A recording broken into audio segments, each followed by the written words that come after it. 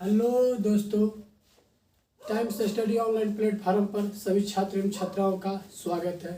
आइए दोस्तों, तो आज क्लास 10th का हिस्ट्री पढ़ाई करते हैं। जो टॉपिक का नाम है भारत में राष्ट्रवाद। इससे पहले दोस्तों 2 वीडियो बना चुके हैं जो उसका ही पार्ट है भारत में राष्ट्रवाद। पहला एक टॉपिक बनाया है प्रथम विश्व युद्ध और दूसरा बनाया है रॉलेट एक्ट और जलियांवाला बाग हत्याकांड। ये तीसरा मेरा वीडियो है जो है कि भारत में राष्ट्रवाद का उदय।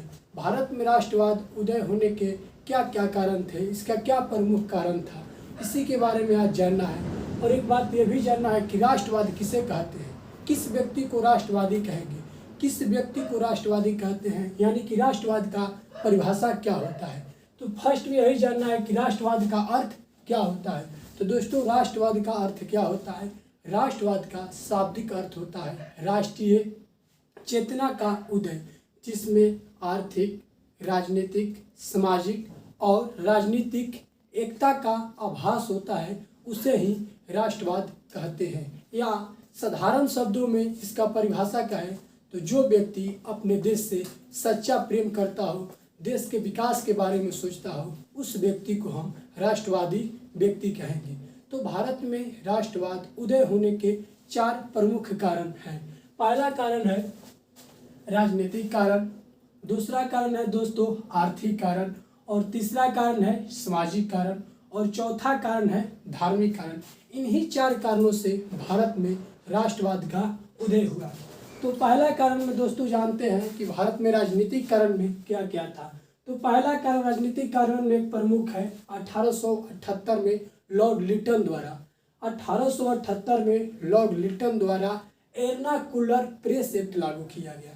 ये जो लॉर्ड लिटन जी थे 1878 में एक एर्नाकुलर प्रेस एक्ट लागू करते हैं। इस एक्ट के द्वारा यह बोला जाता है कि कोई भी व्यक्ति को अगर अंग्रेजों के खिलाफ, अंग्रेजों के विरुद्ध में अगर कोई भी न्यूज़ छापना है तो सबसे पहले वहाँ के सरकार से, वहाँ के दंडकाधिकारी से, वहाँ के जो भी प्रशासनिक पदाधिकारी हैं उनसे इजाज़त लेना पड़ेगा। अगर बिना इजाज़त के कोई व्यक्ति या कोई मीडिया वाले न्यूज़ छाप देते हैं तो उनके ऊपर बैन लगा दिया जाता था, उनको प्रेस को बंद करवा दिया जाता था और उनको कड़ी से कड़ी सजा दिया जाता था। ये एक नीति था लॉर्ड लिटन का, जो था एर्नाकुलर प्रेस एक्ट। उसके बाद लॉर्ड लिटन जी 1879 ईस्वी में एक दूसरा नियम लेकर आते हैं आर्म्स एक्ट। आर्म्स एक्ट में यह बोला गया लॉर्ड लिटन के द्वारा कि कोई भी व्यक्ति, कोई भी भारतीय अपनी हिफाजत के लिए जो लाइसेंसी बंदूक होता है उसको अपने पास नहीं रख सकते हैं। यानी कि बंदूक आप नहीं रख सकते हैं, लाइसेंस के तौर पर भी और बिना गैर लाइसेंस के तौर भी आप बंदूक नहीं रख सकते हैं। दूसरा लेकर आए थे लॉर्ड लिटन जी, बोले कि कोई भी व्यक्ति अपनी सुरक्षा के लिए बंदूक नहीं रख सकता है। तीसरा, लॉर्ड रिपन जी 1883 ईस्वी में एक इल्बर्ट बिल लेकर आते हैं। 1883 ईस्वी में लॉर्ड रिपन जी एक इल्बर्ट बिल लेकर आते हैं। इस बिल के माध्यम से जो लॉर्ड रिपन जी थे वो एक अच्छा नियम लेकर आए थे।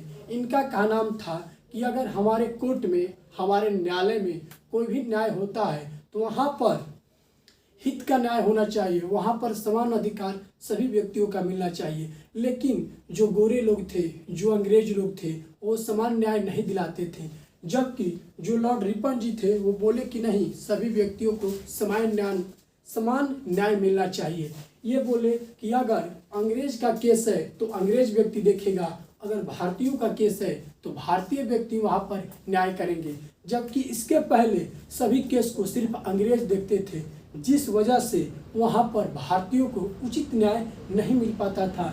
जबकि जब लॉर्ड रिपन जी इल्बर्ट बिल लेकर आए तो बोले कि नहीं, यहाँ पर भारतीयों के लिए भारतीय जज को रखा जाएगा और अंग्रेज के लिए अंग्रेज जज को रखा जाएगा, जिसके कारण इल्बर्ट बिल लॉर्ड रिपन जी पेश किए और इनको अंत में इसको निष्कासित कर दिया गया था अंग्रेजों के द्वारा। तो ये दोस्तों आ जाता है राजनीतिक कारण में। अब चलते हैं कि राष्ट्रवाद में दूसरा प्रमुख कारण था आर्थिक कारण। आर्थिक कारण में क्या था, तो वहाँ पर जो अंग्रेज थे लगान वसूल कूटनीति अपनाए हुए थे।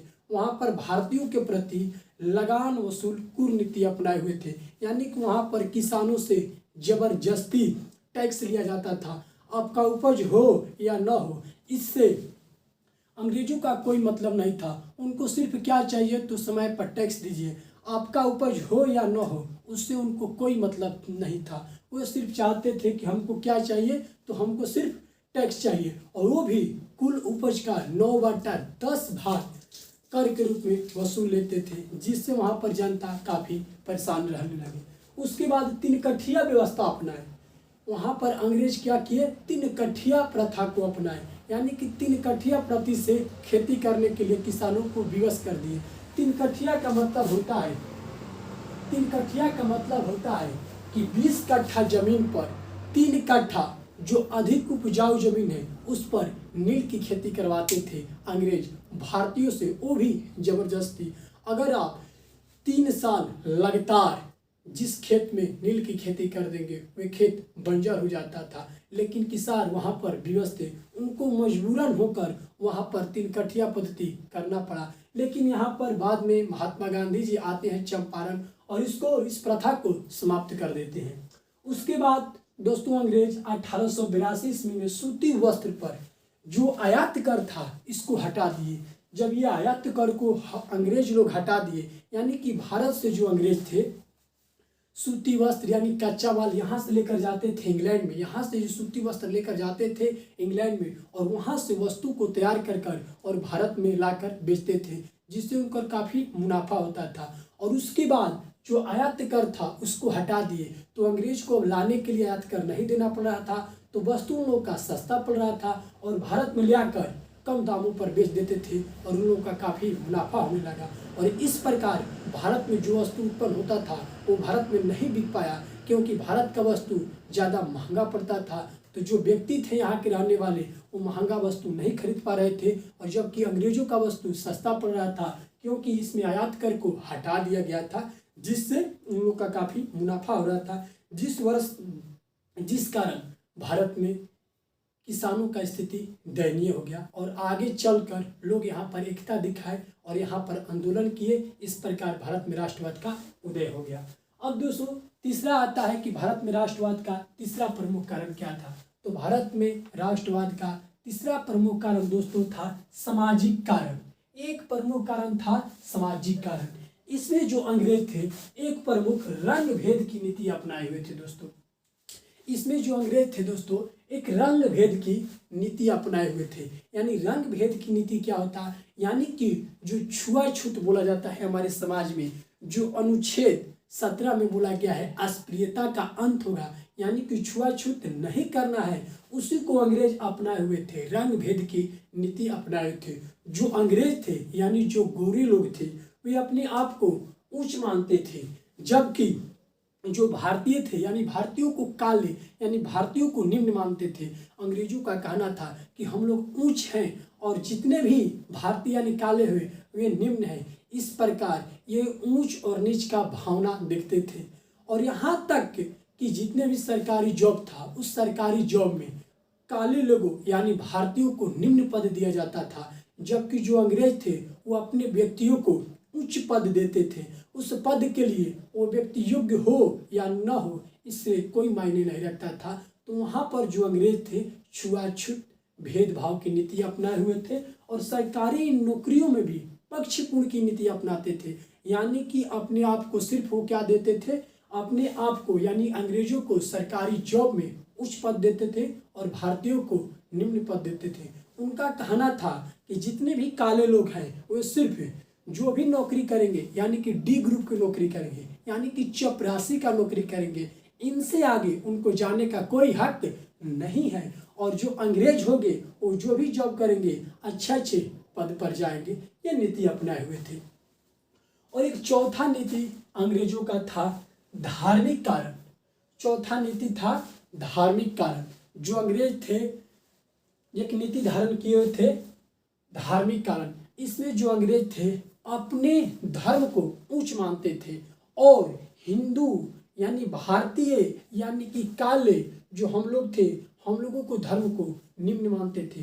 अंग्रेजों का कहना था कि जितने भी काले हैं उन लोगों का धर्म क्या है, नीचा है, और जितने भी गोरे यानी अंग्रेज है उन लोगों का धर्म क्या है, ऊपर है, यानी कि सर्वोपरि है, इसलिए वे धार्मिक नीति अपनाए हुए थे। लेकिन यहाँ पर बहुत सारे विद्वानों ने, जैसे विलियम्स जोन्स थे, मैक्स मुलर भी थे, चार्ल्स विल्किंसन इत्यादि जितने भी यूरोपियन विद्वानों थे, ये भारतीय ग्रंथों को अंग्रेजी में अनुवाद किए। जब अंग्रेजी में ये यूरोपियन लोग अनुवाद किए तो भारतीयों को लगा कि अगर हम लोगों का धर्म अगर नीचा रहता, अगर निम्न रहता, तो कोई विदेशी हमारे धर्म को क्यों अंग्रेजी में अनुवाद करता। कुछ ना कुछ दाल में काला अवश्य है, यानी कि हम लोगों का जो धर्म है अंग्रेजों से सर्वोपरि है, तब तो ये हमारे धर्म को अंग्रेजी में अनुवाद कर रहे हैं, ताकि अंग्रेजी में अनुवाद पर कर भारतीयों को जितने भी ग्रंथ है उसके बारे में जान पाएंगे, तब जाकर भारत में शासन करने में और हम लोग का आराम मिलेगा, यानी कि कोई दिक्कत नहीं होगा। तब यहाँ पर भारतीय लोग जितने भी विद्वान थे, जितने भी क्रांतिकारी थे, उनको समझ में आ गया कि नहीं, जो हम लोगों का धर्म है ये धर्म सर्वोपरि है, अंग्रेजों से सर्वोपरि है। तब जाकर यहाँ के अनेक विद्वानों ने अपने धर्म को लेकर अनेक आंदोलन किए और इस प्रकार जाकर भारत में राष्ट्रवाद का उदय हो गया। इसमें जैसे ब्रह्म समाज की स्थापना आगे चलकर राजा राम मोहन राय कर देते हैं, प्रार्थना समाज की स्थापना आत्माराम पांडु जी कर देते हैं, आर्य समाज की स्थापना स्वामी दयानंद सरस्वती जी कर देते हैं, सर्वेंट ऑफ इंडिया सोसाइटी की स्थापना गोपाल सिंह गोखले जी कर देते हैं, और सरदार सदन की स्थापना पंडित रमाबाई कर देती है। और यहाँ पर एक व्यक्ति नारा देते हैं, एक ईश्वर एक जाति एक धर्म के नारा नारायण गुरु जी नारा देते हैं कि सभी व्यक्तियों का धर्म एक है, हम लोग सब एक हैं, कोई बटा हुआ नहीं है। कुछ और भी कारण था, भारत में राष्ट्रवाद के उदय होने का और कारण भी था। जैसे में था 1885 में भारतीय राष्ट्रीय कांग्रेस की स्थापना, अन्य कारण भी यहाँ पर था। जैसे 1885 में भारतीय राष्ट्रीय कांग्रेस का स्थापना हुआ, भारतीय राष्ट्रीय कांग्रेस का स्थापना किया गया। अन्य कारण में भारत में राष्ट्रवाद के उदय होने में अन्य कारण एक प्रमुख था 1885 28 दिसंबर 1885 में भारतीय राष्ट्रीय कांग्रेस की स्थापना किया गया। सर्वप्रथम ये बम्बई में किया गया था और इसके संस्थापक थे ए.ओ. हुम, इसके संस्थापक थे ए.ओ. हुम तथा इसका अध्यक्ष थे भूमेश चंद्र बनर्जी। जब इसको स्थापना किया गया था तब उसमें 72 व्यक्ति भाग लिए थे और इसका स्थापना किया गया था, 72 व्यक्ति भाग लिए थे। इसका स्थापना हुआ था गोकुल दास तेजपाल सांस्कृतिक कॉलेज मुंबई। इसका स्थापना किया गया था ताकि आगे चलकर भारत में राष्ट्रवाद का उदय हो और भारत हमारा क्या हो, एक स्वतंत्र हो जाए। उसके बाद एक अन्य कारण आता है लाला हरदयाल द्वारा 1913 ईस्वी में कनाडा में गद्दर पार्टी की स्थापना किया गया। इस प्रकार भारत में राष्ट्रवाद का उदय हो गया। अगर इतना पॉइंट आप लोगों का समझ में आ जाता है और लिख लेते हैं 55 लाइन, तो यहाँ से 4 नंबर कहीं भी नहीं जाएगा, 4 नंबर आराम से मिल जाएगा। और जब भी दोस्तों ये आया है क्वेश्चन 10th क्लास में 4 नंबर कहीं आएगा, तो 4 नंबर क्या आएगा, तो राष्ट्रवाद का परिभाषा लिखेंगे और उसका जो जो कारण है वो कारण लिखकर उसके विस्तृत जानकारी दे देंगे तो नंबर मिल जाएगा। दोस्तों यहाँ पर समझा दिए और उसके बाद यहाँ पर लिख दिए हैं। एक बार पुनः बता देते हैं कि ये क्या था, राजनीतिक कारण में था। 1878 में लॉर्ड लिटन द्वारा एर्नाकुलर प्रेस एक्ट लाया गया था, यानी कि एर्नाकुलर प्रेस एक्ट में बोला गया, एर्नाकुलर प्रेस एक्ट में बोला गया था कि कोई भी भारतीयों को अगर अंग्रेजी सरकार के खिलाफ विरुद्ध में अगर कोई भी न्यूज छापना है उसके विरुद्ध में या हित में, तो सर्वप्रथम उससे इजाज़त लेना पड़ेगा। अगर वो इजाज़त देंगे तभी जाकर हम न्यूज छाप सकते हैं, अगर इजाज़त नहीं देंगे तो नहीं छापना है। अगर गलती से भी छाप देते हैं तो उस पर बैन लगा दिया जाता था, प्रेस को बंद कर दिया जाता था, व्यक्तियों को कड़ी से कड़ी सजा दिया जाता था। उसके बाद दूसरा था 1879 में लॉर्ड लिटन द्वारा आर्म्स एक्ट लाया गया। आर्म्स एक्ट, लॉर्ड लिटन जी बोले कि सभी व्यक्तियों को अपने आत्म सुरक्षा के लिए अगर लाइसेंस रखते हैं और नहीं रखते हैं तो बंदूक उनको नहीं रखना है, यानी जितने भी भारतीय लोग हैं अपने आत्म सुरक्षा के लिए वो बंदूक नहीं रख सकते हैं। उसके बाद 1883 में लॉर्ड रिपन द्वारा इल्बर्ट बिल लेकर आया गया। इल्बर्ट बिल में यह बोला गया कि अगर कोई भी केस न्यायालय में जाता है या दंडाधिकारी के पास जाता है तो अंग्रेज के लिए अंग्रेज देखेंगे और भारतीय के लिए भारतीय अंग्रेज होंगे, भारतीय के लिए भारतीय लोग होंगे और अंग्रेज के लिए अंग्रेज देखेंगे, तब जाकर उचित न्याय मिलेगा। लेकिन इसको वहाँ पर लोग विरोध किए और इसको अंग्रेज ने इनको हटा दिए थे, पद पर से हटा दिए। उसके बाद दोस्तों आता है आर्थिक कारण में लगान वसूल कर की नीति, यानी कि अंग्रेज वहाँ पर किसानों से अनेक प्रकार के कर वसूलने लगे जबरदस्ती। उसके बाद 3 कट्ठिया व्यवस्था किया गया, यानी कि जो अंग्रेज थे जबरदस्ती व्यक्तियों से 20 कट्ठा जमीन में से जो 3 कट्ठा अधिक उपजाऊ जमीन है उस पर नील की खेती कराने के लिए विवश कर दिए। उसके बाद आता है 1882 ईस्वी में सूती वस्त्र पर आयात जो कर था उसको हटा दिया गया। जो अंग्रेज थे आयात कर को हटा दिए, तब जाकर उन लोग का वस्तु भारत में आया और सस्ती दाम पर बेचने लगा। तब जाकर भारत में जो वस्तु था वो नहीं बिक पाया, जिसके कारण यहाँ के लोगों ने एकता दिखाए और आंदोलन किए, तब जाकर भारत में राष्ट्रवाद का उदय हो पाया। उसके बाद समाजीकरण में है रंग भेद की नीति, यानी जो अंग्रेज थे वहाँ पर अपने को उच्च मानते थे और भारतीयों को निम्न मानते थे, यानी भेदभाव की नीति अपनाए हुए थे। तब जाकर यहाँ के लोग एकता दिखाते हैं और भारत में राष्ट्रवाद का उदय हो जाता है। तो दोस्तों यहाँ पर लिख दिए हैं कि राष्ट्रवाद का अर्थ क्या होता है।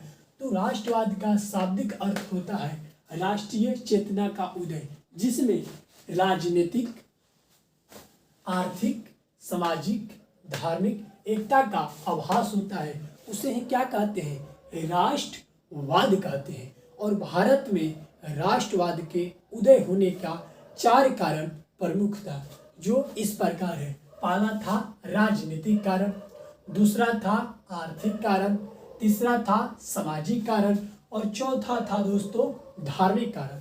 तो एक एक का विस्तृत जानकारी लेते हैं। तो पहला है राजनीतिक कारण। तो भारत में राष्ट्रवाद का उदय होने का पहला प्रमुख कारण था राजनीतिक कारण। राजनीतिक कारण में अंग्रेजों ने एक घटिया नीति अपनाए हुए थे, वे था फूट डालो और राज करो, वे था फूट डालो और राज करो। राजनीतिक कारण में अंग्रेजों एक घटिया नीति अपनाए हुए थे दोस्तों, और वे था फूट डालो और राज करो, तथा आपस में 2 राज्यों को लड़ा देते थे, आपस में 2 व्यक्तियों को लड़ा देते थे और वहाँ पर मनमाने ढंग से शासन करते थे। जैसे दोस्तों हमारे पड़ोस में भी होता है, हमारे गांव में भी होता है, हमारे मोहल्ला में भी होता है कि 2 व्यक्तियों को आपस में लड़ा देता है और तीसरा जो पड़ोस वाले होते हैं वहाँ पर जाकर इस लड़ाई का आनंद लेते हैं। तो यही अंग्रेज भी करते थे, 2 राज्यों को आपस में लड़ा देते थे, 2 व्यक्तियों को आपस में लड़ा देते थे और वहाँ पर मनमाने ढंग से शासन करते थे। इस प्रकार ब्रिटिश सरकार के खिलाफ लोगों ने असंतोष की भावना फैलाई और इस प्रकार किसान, मजदूर सभी नाखुश रहने लगे और सभी आगे चलकर एकता दिखाते हैं, आंदोलन करते हैं, तब जाकर भारत में राष्ट्रवाद का उदय होता है। उसके बाद दूसरा प्रमुख कारण था आर्थिक कारण। दूसरा प्रमुख कारण था आर्थिक कारण। भारत में राष्ट्रवाद का दूसरा प्रमुख कारण था आर्थिक कारण। इसमें अंग्रेज जो थे किसान विरोधी कर व्यवस्था लागू किए हुए थे दोस्तों। इसमें जो अंग्रेज थे किसान विरोधी कर व्यवस्था लागू किए हुए थे, जिससे किसान काफी परेशान रहने लगे। जो किसान थे वहाँ के काफी परेशान रहने लगे, क्योंकि इसमें किसानों से जबरन टैक्स वसूला जाने लगा। टैक्स वसूला जाने लगा, यानी कि कर वसूला जाने लगा, और वे भी कुल उपज का दोस्तों 9/10 भाग, कुल उपज का 9/10 भाग। यह प्रथा सर्वप्रथम पंजाब और बंगाल में लागू किया गया। ये जो प्रथा था सर्वप्रथम भारत के राज्यों में पंजाब और बंगाल में लागू हुआ, जिससे वहाँ के किसानों की स्थिति दयनीय हो गई।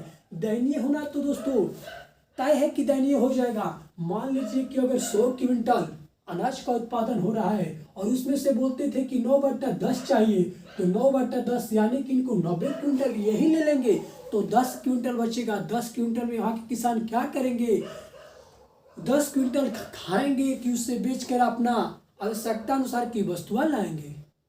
इससे वहाँ के किसानों की स्थिति दयनीय हो गया और इससे भी अंग्रेजों का पेट नहीं भरा। आगे चलकर अंग्रेजों ने 1882 ईस्वी में दोस्तों इंग्लैंड से आयात कर हटा दिए, यानी कि यहाँ से वो कच्चा वस्त्र खरीद कर ले जाते थे इंग्लैंड में, वहाँ पर वस्तु तैयार करते थे और पुनः लाकर भारत में बेचते थे। और लाने के लिए आयात कर भी हटा दिए। जब आयात कर हट जाएगा तो वस्तु ऑटोमेटिक सस्ता हो जाएगा। कोई वस्तु पर से अगर टैक्स हटा दिया जाए तो वस्तु ऑटोमेटिक सस्ता हो जाएगा। तो ये क्या करते थे, अपना कर हटा दिए, यानी कि आयात कर हटा दिए, तो जिससे लोग का जो वस्तु था इंग्लैंड से भारत में आसानी तरीकों से आ जाता था, कोई टैक्स नहीं लगता था, कोई रुपया नहीं लगता था और इससे यहाँ पर कम दामों में आकर बेचने लगे, जिससे भारतीयों में भारत का बना हुआ कोई भी वस्तु भारत में नहीं बिक पाया, जबकि अंग्रेज यानी इंग्लैंड का बना हुआ वस्तु भारत में आकर सस्ते दामों पर बिक जाता था और यहाँ के लोग उस वस्तु को खरीद लेते थे, जिससे यहाँ का वस्तु बना हुआ रह गया, कोई नहीं बिक पाया, जिससे किसानों का जो स्थिति था दयनीय हो गया। किसानों का स्थिति दयनीय हो गया और आगे चलकर लोग एकता दिखाते हैं, अंग्रेजों के खिलाफ आंदोलन करते हैं, तब जाकर भारत में राष्ट्रवाद का उदय हो जाता है। उसके बाद तीसरा प्रमुख कारण दोस्तों था सामाजिक कारण। भारत में राष्ट्रवाद के उदय होने का तीसरा प्रमुख कारण था दोस्तों सामाजिक कारण।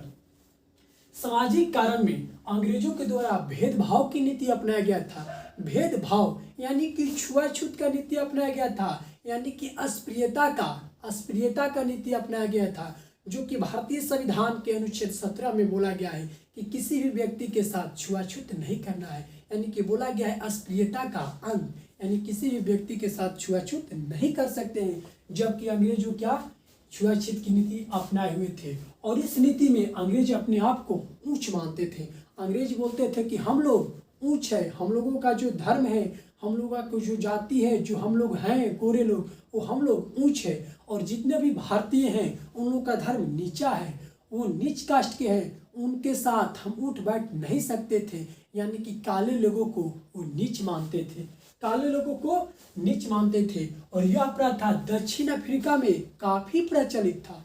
जो भेदभाव का नीति था ये दक्षिण अफ्रीका में दोस्तों काफी प्रचलित था और इसका शिकार सर्वप्रथम महात्मा गांधी जी हुए थे। जब महात्मा गांधी जी 1893 में दक्षिण अफ्रीका गए थे, जब प्रिटोरिया से डरबिन की यात्रा कर रहे थे, तो उनको मेरिटबर्ग रेलवे स्टेशन पर छुआछूत की नीति के द्वारा उनको प्रताड़ित किया गया और रेलवे स्टेशन यानी कि ट्रेन से बाहर निकाल दिया गया था। जबकि महात्मा गांधी जी फर्स्ट क्लास के टिकट लेकर बैठे हुए थे, जबकि गोरों का कहना था कि ये सब गोरों लोगों के लिए बोगी है, आप इसमें नहीं बैठ सकते हैं, और गांधी जी को वहां से निकाल दिया गया। तब गांधी जी वहीं पर प्रण लिए थे कि यहाँ पर हमको किसी तरह से गोरे और काले के खिलाफ ये जो भेदभाव चल रहा है उसको खत्म करना है। और 1906 ईस्वी में वहाँ पर एक सत्याग्रह करते हैं दक्षिण अफ्रीका में गोरे और काले के खिलाफ, और वहाँ के भेदभाव जो नीति था महात्मा गांधी जी इसको समाप्त कर देते हैं। उसके बाद दोस्तों अंग्रेज जो थे भारतीयों को सरकारी नौकरी में निम्न पद देते थे और अपने आप को उच्च पद देते थे।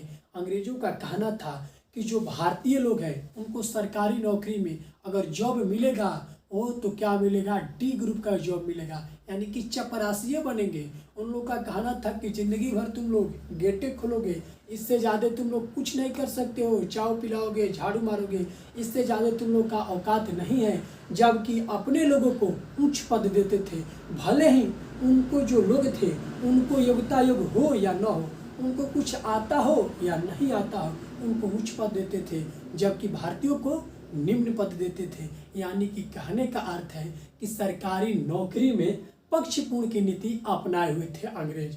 और आगे चलकर यहाँ पर भारत के लोग एकता दिखाते हैं और एक आंदोलन करते हैं, इस प्रकार भारत में राष्ट्रवाद का उदय हो जाता है। उसके बाद दोस्तों चौथा कारण है धार्मिक कारण।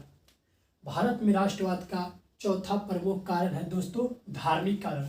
धार्मिक कारण में William Jones, Max Muller, Charles Wilkinson इत्यादि यूरोपियन विद्वानों द्वारा भारतीय ग्रंथों को अंग्रेजी में अनुवाद किया गया, तब जाकर भारत के अनेक महापुरुषों ने सामाजिक और धार्मिक नीतियों के खिलाफ आंदोलन की शुरुआत की, तब जाकर भारत में राष्ट्रवाद का उदय हुआ। इसके कहने का अर्थ है कि जो यूरोपियन विद्वान थे, ये भारतीय धर्म ग्रंथों जैसे महाभारत, रामायण, कुरान, बाइबल, इस सभी का अंग्रेजी में अनुवाद किए।